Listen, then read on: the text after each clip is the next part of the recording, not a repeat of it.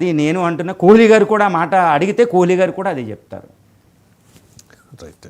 ఇక last topic వచ్చేసి నారా లోకేష్ ప్రధాని నరేంద్ర మోదీని కుటుంబ సమేతంగా వెళ్ళి కలిశారు.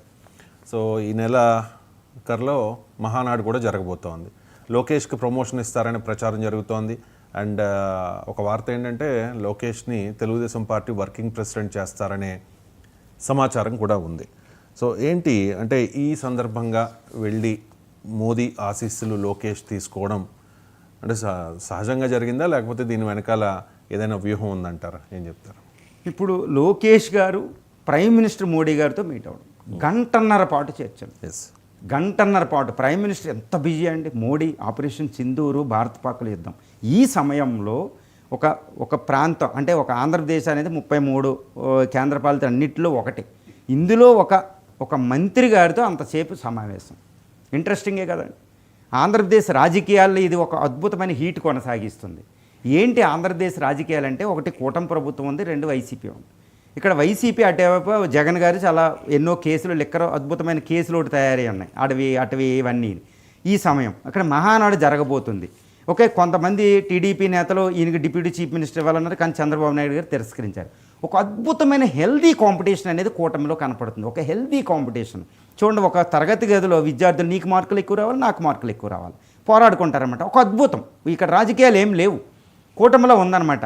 ఇప్పుడు లోకేష్ గారికి ప్రమోషన్ ఇవ్వాలి. ఇప్పుడు జూనియర్ ఎన్టీఆర్ గారు కూడా మహానాడుకి వెళ్తున్నారని సమాచారం అనమాట.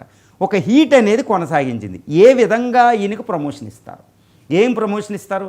ఒకవేళ చంద్రబాబు నాయుడు గారు ఏమన్నా కేంద్రానికి వెళ్ళి ఈయన చీఫ్ మినిస్టర్ చేస్తారా? పవన్ కళ్యాణ్ గారిని చీఫ్ మినిస్టర్ చేసి ఈయన డిప్యూటీ చీఫ్ మినిస్టర్ చేస్తారా?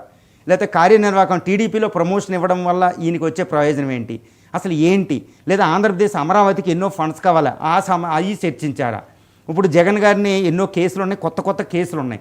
వీటిని అరెస్ట్ చేసేటప్పుడు వచ్చే ప్రాబ్లమ్స్ ఏమైనా ఉన్నాయా? మీకు సంబంధాలు ఉన్నాయి కదా వైసీపీతో, వీటిలో ఏమైనా చర్చ జరిగిందా? తర్వాత ఫ్యామిలీ మీట్ అయింది, ఒక దేవాంశ్ మీట్ అయ్యారు, ఫ్యామిలీ జరిగిందా? ఇలా ఏం జరిగింది? ఈ చర్చలు అనేది ఒక అద్భుతమైన చర్చకి దారితీసిందండి.